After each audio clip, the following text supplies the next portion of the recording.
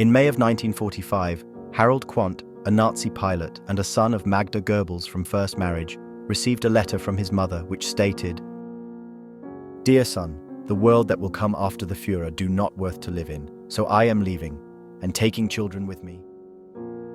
On the 2nd of May 1945, the Soviet soldiers occupied the building of the Berlin Reich Chancellery. In the bunker, they found the bodies of 6 children. They seemed to be sleeping in bed. Later in the courtyard, the soldiers found burnt corpses of Hitler, Eva Braun, and of the Goebbels couple. The fact that he was the only one of all the leaders of the Third Reich to commit suicide and take his wife and children with him makes it even more sinister. But what was the real reason behind it? Perhaps a bit of deep dive into their personal life will shed some light on it.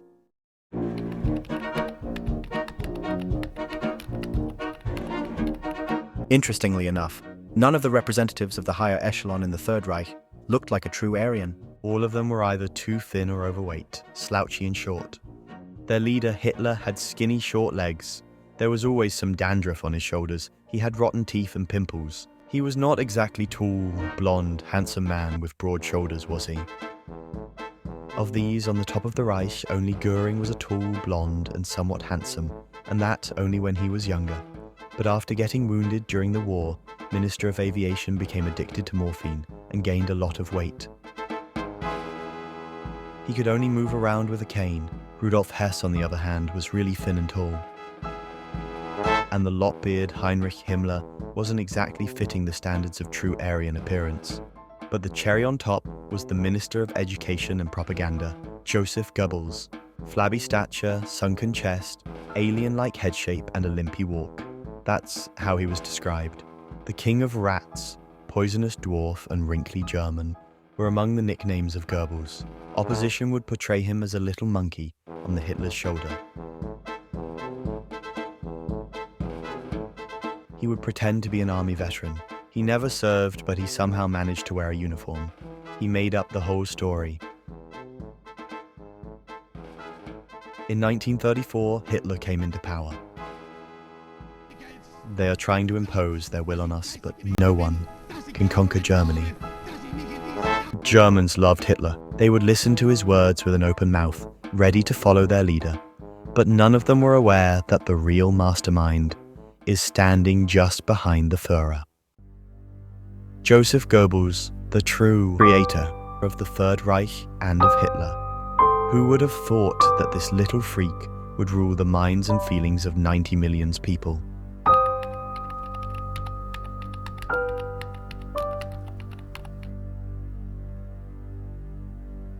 Paul Joseph Goebbels was born on 29th of October 1897 in Reit, an industrial town near Düsseldorf, Germany. Both of his parents were Roman Catholics with modest family backgrounds. During childhood, Goebbels experienced ill health, which included a long bout of inflammation of the lungs. He had a deformed right foot which turned inwards, which was due to a congenital disorder. It was thicker and shorter than his left foot. Just prior to starting grammar school, he underwent an operation, which failed to correct the problem. Goebbels wore a metal brace and a special shoe because of his shortened leg, and walked with a limp. Because of this, he was bullied at school and he had no friends. Then little Joseph wrote in his diary that his offenders will wash their faces with bloody tears. He knew his time would come. Unfortunately, this hurt inside of him will never go away, and he will try to prove to the whole world that his trauma doesn't make him worse less, even if it requires sacrifices.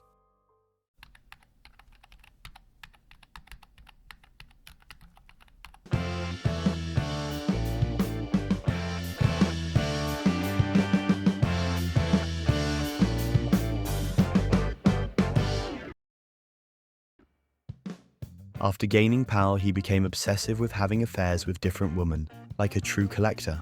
One of British historians counted around 200 women that'd been in his bed. He would write down everything in his diary, like making a report about the job that has been done. Goebbels, also known to have some kind of disability fetish, if I can put it that way, he had a special passion for women with disabilities and sickness. On one occasion, right on the street, he invited a one-legged girl into his car and had an intercourse with her the same evening. On other occasion, he burned with love to employee after he found out that she is terminally ill with cancer.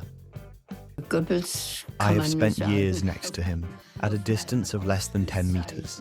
I saw him almost every day. He often came to the office with disabled girls and locked himself with them in the office for some time. In 1942, he was about to get assassinated. The Nazis kept it secret, but Goebbels' press secretary spilled the beans after some time. The thing was that he seduced the wife of one of engineers, and the latter decided to blow him up to take a revenge. But the attempt was unsuccessful. But despite all of these, he was a talented public speaker. He would often rehearse in front of a mirror, edit his speech to perfection to get into minds of masses and manipulate their emotions. He was a very educated man and attended 6 universities, gaining PhD in romantic dramatism. He continued for several years to try to become a published author. His diaries, which he began in 1923 and continued for the rest of his life, provided an outlet for his desire to write. He wrote 2 plays in 1923, neither of which sold. The irony is that he was a really bad publicist. But all that pomposity and repetition, everything that seemed to annoy in his writings, worked really well when he became a public speaker. His words became a strong weapon of mass impact. The lack of income from his literary works forced him to take employment as a caller on the stock exchange and as a bank clerk, and he hated it. He became depressed as nothing worked out for him. He was broke and lonely, but everything has changed when he met Hitler. In 2018, the CIA declassified a 70-page report from 1943 about Hitler and his associates. It also stated that Hitler combines homosexual and heterosexual preferences with sadomasochistic tendencies. When Hitler was younger, he studied to become an artist. He would stay at dorm in Vienna. Men would often come there to get a male prostitute, and Hitler would provide services in exchange of money. He met Goebbels in 1924. For the next 2 years, the future Führer tried hard to get an attention of Goebbels. He would invite him to restaurants, send a private car to pick him up. Officially, reason for such attention was the need to get an excellent speaker into his team, but Hitler was suspiciously persistent with courting young Goebbels. In the end, Hitler managed to work his charm on Goebbels, and the latter wrote in his diary, "I love him. Even when Magda told Goebbels she loves Hitler, he wasn't even jealous because he had the same feelings." Hitler's relationship with Eva Braun, which lasted nearly 14 years, was hidden from the public, but in their inner circle it is alleged that Hitler never had an intimate relationship with Eva Braun. According to historian Mark Lundman, she had Mullerian aplasia syndrome, resulting in a missing uterus and hypoplasia of lady bits in its upper portion. Apparently, she later on went to have a surgery to address this issue. She would often be depressed and threatened Hitler with suicide. She actually attempted suicide twice during their early relationship. Historians feel the first attempt was not serious, but was a bid for Hitler's attention. Second attempt occurred in May 1935. She took an overdose of sleeping pills when Hitler failed to make time for her in his life. It is also alleged that biological father of Hitler was also the grandfather of his mother, Clara Posel, making Adolf the product of incest. Later on, he developed a romantic relationship with his half-niece, Geli Raubal, 19 years his junior. Geli committed suicide using Hitler's gun in his Munich apartment in September 1931. Her death was a source of deep, lasting pain for Hitler. Some speculate that she was pregnant at the time of her death. Another woman that played a great role in his life was Magda Goebbels. It's apparent that Hitler was not just a friend of the family, but its third family member. Otto Wagner claims that Magda's marriage to Goebbels was somewhat arranged. Since Hitler intended to remain unmarried, it was suggested that, as the wife of a leading and highly visible Nazi official, she might eventually act as First Lady of the Third Reich.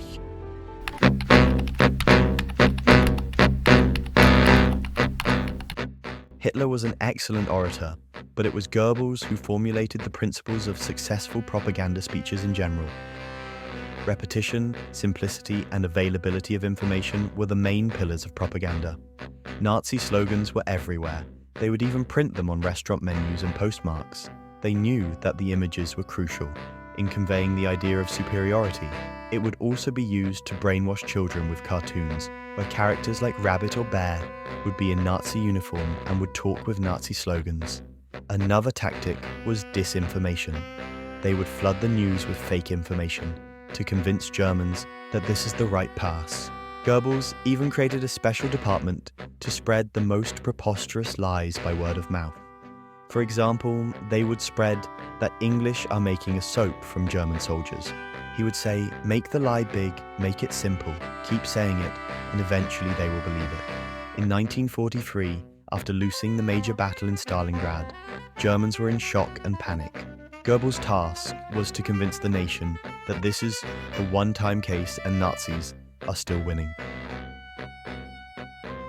I'm asking you, do you believe in the victory of the German people? Are you ready to follow the Führer through fire and water for the sake of victory? Do you have the determination to work every day for 14 hours? Are you ready for total war? He used the Socratic principle. If a person is manipulated to answer yes several times, it will be very difficult for him all of a sudden to answer no. His speeches would work like a charm on ladies. He would often cheat on his wife Magda. She wouldn't be too upset with the most of his romances, as they pretty much had an open relationship, until he met Leda.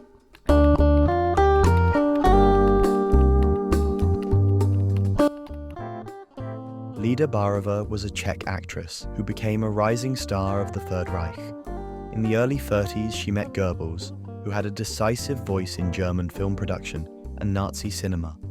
Gradually, they became closer, and under the urge of Goebbels, started a relationship that lasted over 2 years. He introduced her to Magda in a hope that she will allow them to live together under the same roof. But Magda was against this idea, although she wouldn't mind their relationship as long as he kept her away from their family house in Berlin. Another condition was that he was not allowed to have any kids with Barova. The relationship continued to progress, and Joseph was even ready to give up his position and move to Japan as ambassador, taking Leda with him. Magda was not too impressed with this idea.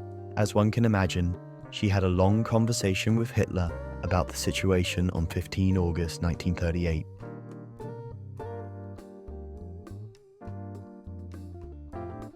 Unwilling to put up with a scandal involving one of his top ministers, Hitler demanded that Goebbels break off the relationship. The breakup took a mental toll on Goebbels, and Leda Barova's career in the Third Reich pretty much came to an end.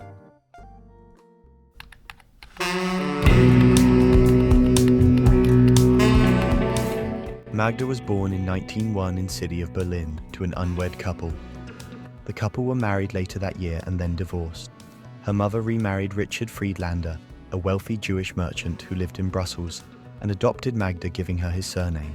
In 2016, it was reported that Friedlander may have been Magda's biological father, as stated in his residency card, found in the Berlin archives by writer and historian Oliver Hilmes. Magda's adoption may have been required for her parents' delayed marriage, to update the girl's illegitimate child status. After becoming an adult, she moved to Berlin. While in Berlin, Magda befriended Lisa Alseroff, and later became intimate with her brother Haim Alseroff, an ardent Zionist. During her relationship with Haim, she briefly wore a Star of David he had given her, and accompanied him to Jewish youth club meetings. In 1920, while returning to school on a train, she met Günther Quandt, a rich German industrialist twice her age. Magda soon grew frustrated in her marriage. Quandt spent little time with her, as his main interest was the expansion of his business empire. In 1929, Quandt discovered that Magda was having an affair, so they separated and divorced later in the year. The terms of the divorce were quite generous to Magda. She met Joseph Goebbels in 1930 during a Nazi party. Later on, they went ahead with a marriage ceremony where Hitler acted as witness. Right after wedding, she confessed to director and actress Leni Riefenstahl, "I love my husband, but my love towards Hitler is much stronger. I am ready to sacrifice my life for him. I agreed to marry Goebbels only after I understood that Hitler is not capable of loving anything apart from Germany, so now I can be close to my Führer." According to rumors, Hitler fathered some of their kids, especially the oldest daughter Helga, who Hitler loved dearly. Even the names of children would start with letter H as a sign of tribute to Hitler.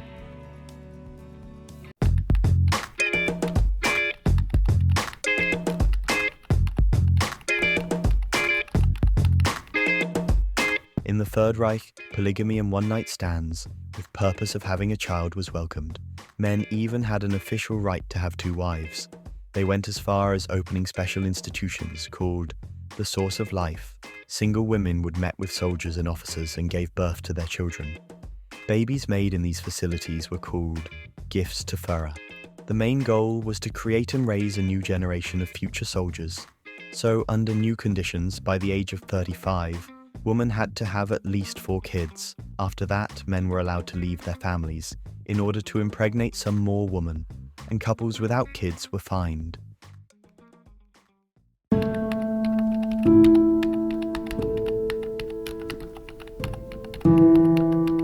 Going back to the main question of today's podcast, so why the Goebbels couple decided to unalive their innocent children. People close to family tried to talk them out of this decision. Among them was her first husband, who offered to change their names and take them out of country to Switzerland. Magda was afraid that if children will be captured by the Soviets, they will be tortured and killed anyways. Even Goebbels himself tried to convince her to leave the kids alive, but Magda was adamant that this is the only way. On 1st of May, Magda and Joseph arranged for SS dentist Helmut Kuntz to inject their 6 children with morphine so that when they were unconscious, an ampule of cyanide could be then crushed in each of their mouths. Kuntz later stated that he gave the children morphine injections, but it was Magda who administered the cyanide. But how the loving mother could do that? Magda was the first woman in Germany to receive the Cross of Motherhood, which would be given to women with multiple children for contributing to the Third Reich. She would raise her children according to principles of the book, written by German physician Johanna Hara, The German Mother and Her First Child. The book that contained child-rearing advice that promoted extreme forms of neglect, in order to encourage toughness in children. Hara wrote, for instance, that babies should be isolated for 24 hours immediately after birth, and that mothers should speak to babies in reasonable German, instead of a silly, banal, childish language. Extract from the book: the best is the child in a separate room, where it then remains alone. Do not start taking the child out of bed, carrying it, weighing it, driving it or keeping it on your lap, even nursing it. Child understands incredibly quickly that it only needs to scream to summon a compassionate soul and become the subject of such care, and after a short while, it demands this occupation with him as a right, gives no rest until it is carried again, rocked or driven, and the small but relentless pet bully is ready. Perhaps these principles hindered Magda from developing that unconditional bond. Or perhaps she just didn't love them enough to find the ways to keep them alive.